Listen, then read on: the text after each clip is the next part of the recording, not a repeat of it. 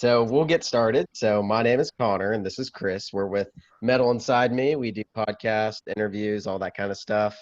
And so we wanted to talk to you guys and want to hear about your newish EP. And so we'll start with introductions. So you guys introduce yourself, tell us your role in the band. All right, I'm Joe. Yeah. I'm the vocalist. I'm Mark. I play guitar. I'm Frank. I'm the other guitar guy, and I do some vocals sometimes. Nice. Okay, awesome. So why don't you guys go ahead and tell us how Weaponize got started? How did it come to be? That's you. Go ahead, Frank.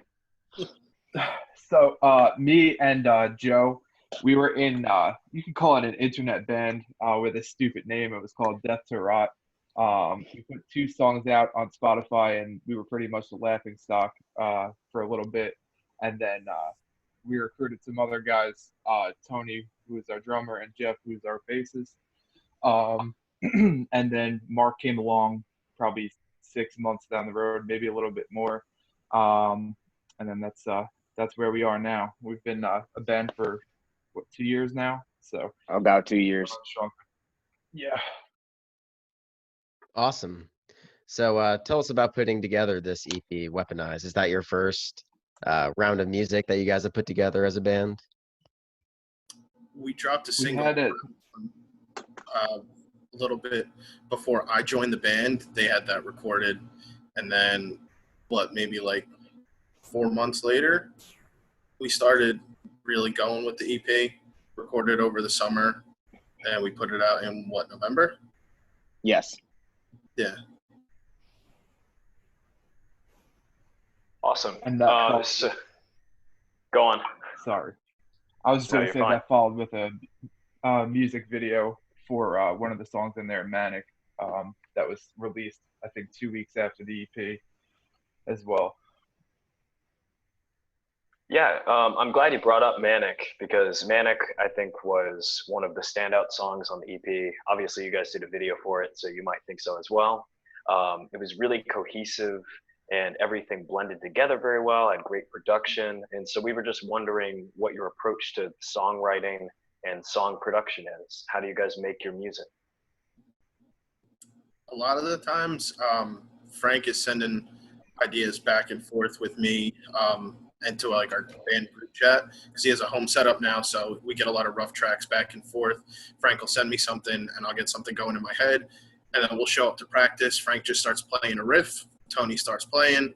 I'll throw something over it, and it just kind of happens. I guess we have pretty good chemistry as a band, so there's really not a lot of talking until we put something together. We like give each other a look. We're like, yeah, that's it. And then once we do it, Joe will like whip out the iPhone. We just record, so we have it there, and then we just build off that, and it all comes together. And Manic, me and Frank were literally just like staring at each other, playing the same riff in the practice room. And then all of a sudden I was like, hold on a second, let's do this. And then he's like, wait, what about this? And we just like tweaked the riff a little bit, and then the song just kind of happened. Yeah. Yeah. Yeah. Well, that bass tone is mean, just by the way. It is a sick bass tone on Manic. Guitar tones, drum tones too, but the bass kills. Connor, you want to take the next question? Yeah. So talk us through the process of producing this newest EP after all the writing stuff you just explained. You guys mix your own music? Yeah. No, we don't actually. We went to Len at Landmine Studios. He mixes a lot of the hardcore like beatdown bands. He's located in Ewing. I think he's done Queensway. He's done I think Year of the Knife. He did that video with Year of the Knife, and quite a few others. But his production's just really just crazy. That's why we went with him, and we're gonna stick with him because he knows what he's doing, and he's a real good guy. Yeah, you guys know Hate56, the YouTube channel with all the live sets? Mm-hmm. Yeah. A lot, if not all, of Sonny's stuff. He's credited usually at the beginning. That's the guy that we went to. Oh, wow. Oh, sick. Nice. That's awesome. Yeah, Len's a good dude. We're going to work with him on our next release that we're planning soon too. All right. So, how do you guys approach writing lyrics for your songs? Is it important to you that there's a whole lot of meaning, or are you guys just screwing around, or are you going to tell us to go screw ourselves and find out for ourselves what your songs mean? What's the deal with your lyrics? The first EP that we have out was kind of more of a personal reference from me. You know, Flesh Wound is about my father walking out on my mother and leaving my sister high and dry. Whoopsie is just kind of pushing through the depression that everybody goes through every single day, myself included. And Manic is just losing it finally, just when you have your breaking point. Yeah. For the stuff that we're writing now, it's kind of all in Frank's hand.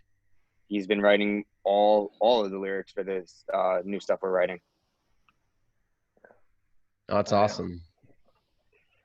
So I think you guys are aware that we interviewed Pushback, and we also have interviewed Kong as well. So this is our third New Jersey hardcore interview. And so I'd like to kind of hear your guys' perspective on the New Jersey hardcore scene. I was in a band in high school, and it was like back when metalcore was really big in New Jersey. Like that's kind of every band was trying to emulate like the Devil Wears Prada and stuff like that.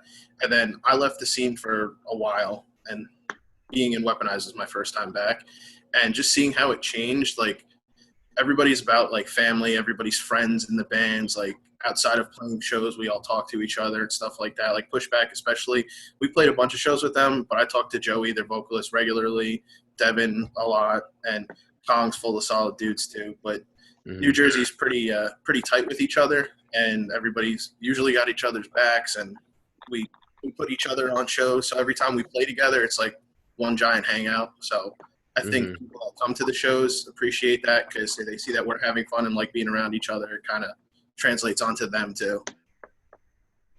That's awesome.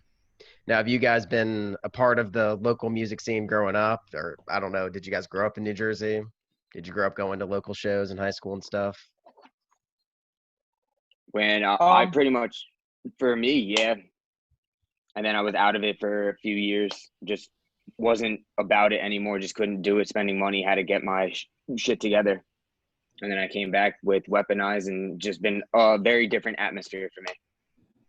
Yeah. For me, how has no, please go on. Yeah. I'm sorry. Yeah, I've been going to shows for years, seeing countless bands. A lot of my writing process and just music in general revolves around bands I've seen, bands I discover on a daily basis, and stuff like that. So going to shows as a musician is absolutely important. Yes, outside of your band, I should say. Yeah, absolutely.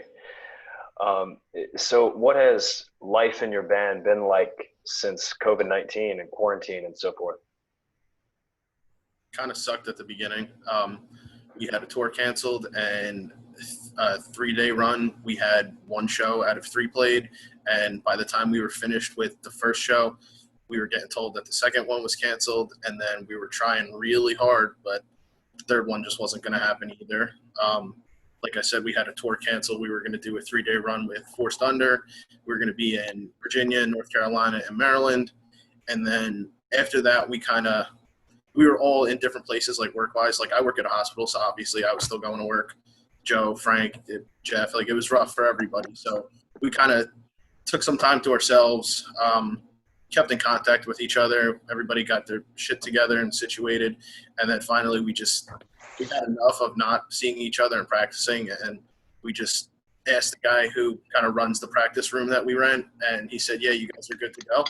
So since then, we just kind of showed up in the middle of the pandemic, and we've actually pumped out like 2 songs already. So it's been actually cool for us as a band. Oh, that's awesome. Yeah.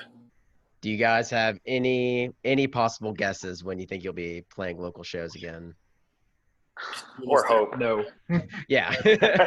Like if you told me tomorrow, I don't care. I would do it. And I got to work tomorrow at like 5 a.m. So I think we all feel the same right now because, like I said, we had a lot planned. Then the rug was pulled out from under us, and we're just itching to get back. And I think it's going to be great when the music scene is back as a whole. So everybody's just going to be excited about it all around. Mm-hmm. So this is a broad question, but between the three of you, what are your goals for the band? I want to be able to quit my current job and make this my job, because at this point, between spending money on gear and stuff like that, I want this to be my focus. Like, it already is, but I have to deal with a 9 to 5 outside of it, and that's just annoying to me. This is what I love doing. This is what I want to do. I want to hang out with my friends, see different places, meet people, make music for people. This is it, pretty much. I want to just be with them and keep going as far as we can. Yeah, man. For me,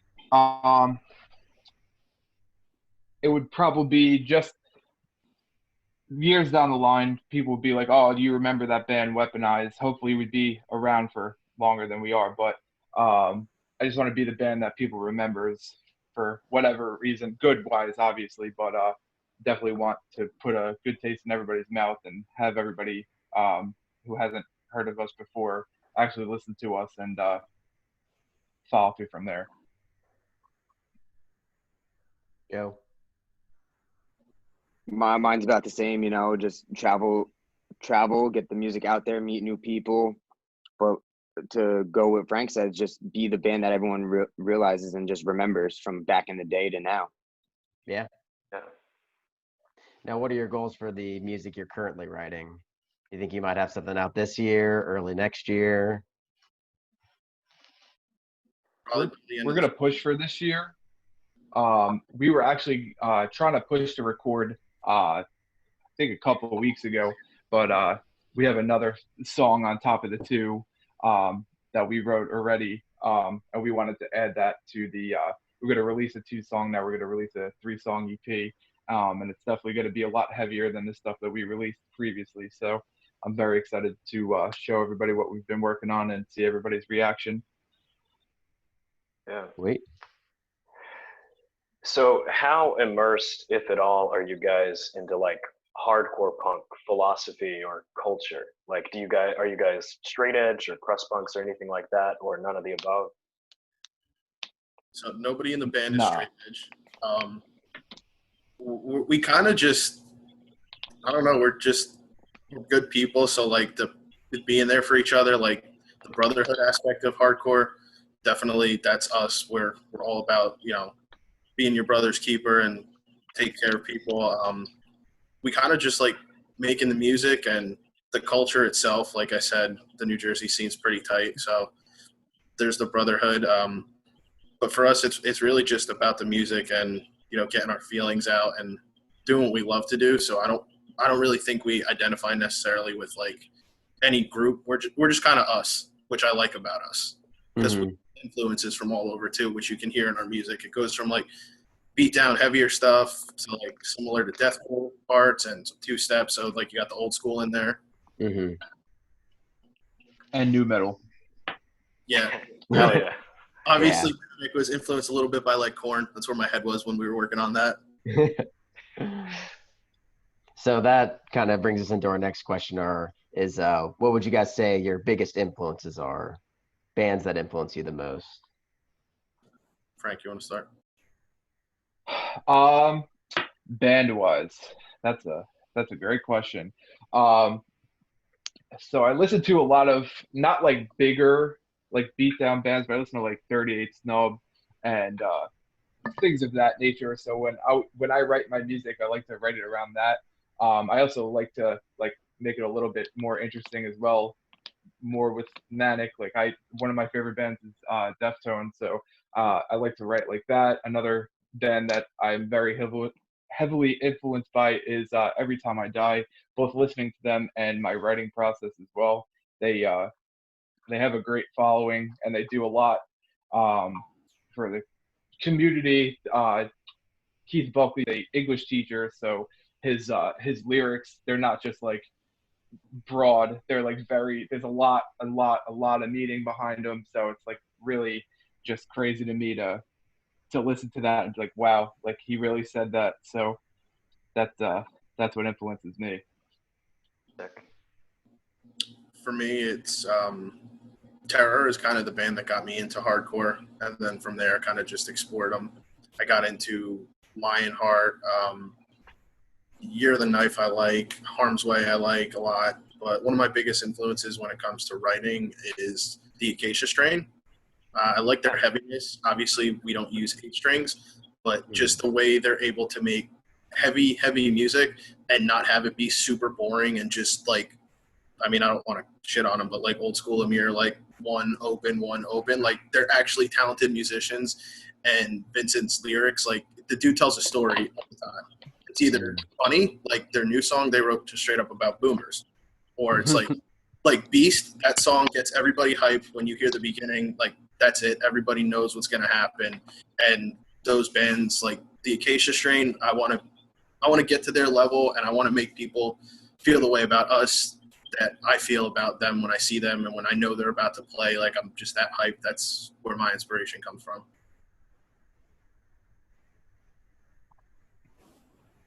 For me, vocally, it's been, a lot of the metalcore from back in the day, like Asking Alexandria to Motionless in White. But especially joining this band, it's been more of like Traders, Oceano, the Acacia Strain, Body Snatcher. Just that deep, low growl is what I vocally want. Yeah, nice. So, what new music have you guys been jamming recently? Been listening to For the me, Weaponize album on repeat. Not gonna lie, back to back. They're one of my favorite bands growing up, and they're like the soundtrack of like my summer because I saw them at Warped Tour for the first time in high school, and like that was probably one of the best shows ever. I actually ripped the poster off the wall and got them to sign it. So when they had that accident, I was like, oh shit, like I have a piece of history because I don't know if they're gonna come back, and now they're back. Dude, that's awesome. For me, Year of the Knife actually dropped a song today, Actually Fire, and dropped a album a couple of days ago, also fire, and Drain. I think that was a couple of months ago, but it's kind of recent. Their stuff is really, really good. And I think that's it. Yeah, that's it. mine's definitely been the Ghost Inside also, just on repeat, nonstop. Yeah. Yeah, that new album is killer. It really is. I think it's probably their best work given what they came back from, and they were able to put that out like that. The whole thing just gets me like really excited too, because you can tell there's a message behind every single song. Yeah. So how long have each of you guys been singing, playing your instruments? Do you guys play other instruments? I've been playing guitar since like 5th grade, so like 10 years now, I think. And I wish I could play drums. That's the one thing I want to do, but I can't get my hands to do something different than my feet. So that kick drum thing is not going to work for me. Yeah. I started. Oh, go ahead, Frank. No, go ahead, Joe. You said. For me, I started singing age 16, and it was just I was in a play at school, and they were just like, "Hey, we need you to do this part," and I was like, "Okay." And then from there, it just kind of progressed, and just decided to scream instead of sing. Was there a specific band that you were listening to and you're like, I want to do that? At the time, it was A Day to Remember. Heck yes. for those who have hearts. Mm-hmm. But I also do play guitar, but it's very like the basic chords, and that's about it. I feel you. So funny story with me. My dad bought me my first guitar from Kohl's. I forgot what birthday it was. It was like a Spectrum guitar or something like that. It came with like a amp that you like plug into it. It like hangs from it. It was mad weird, but then I didn't really take it seriously then. But probably within the last 5 years, that's when I started really like cracking down. And probably funny story, like quarantine probably really made me grind and try to get myself better, and I can really say that I've improved a lot. So that you justified buying the Fender because you're better now? I guess. I was about to ask, did you upgrade guitar since then? Oh yeah, 2 times. Okay. Nice. All right, guys. So we've reached the point in the interview where if there's anything you want to plug or say or ask us or just talk about in general, you're welcome to. All right, I'll start plugging. Shout out to Pushback. Obviously, they shouted us out on theirs, so we're gonna shout us out on ours. Disaster Piece, Belligerence.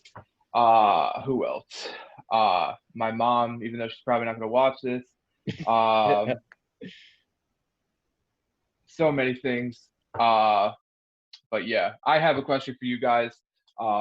Do you guys have a favorite song off the EP? And if you could compare us to 3 bands, what would they be? Okay. I think that I will start. So I think that my favorite track is Manic. And this didn't hit me when I first heard it, but when it was brought up, I immediately saw the connection. But the Acacia Strain is one. Knocked Loose is another, because Knocked Loose is every hardcore band now. And then I want to say either Harm's Way or Jesus Piece or maybe even Great American Ghost. But one of those hardcore bands are sort of in a tie for the 3rd place. Yeah. We'll take it. I will have to agree with Chris's band comparison, but I will actually say that Flesh Wound was my favorite song. That seems to be everybody's favorite. That song's fun to play, and we always get a good reaction when we play it live. Mm-hmm.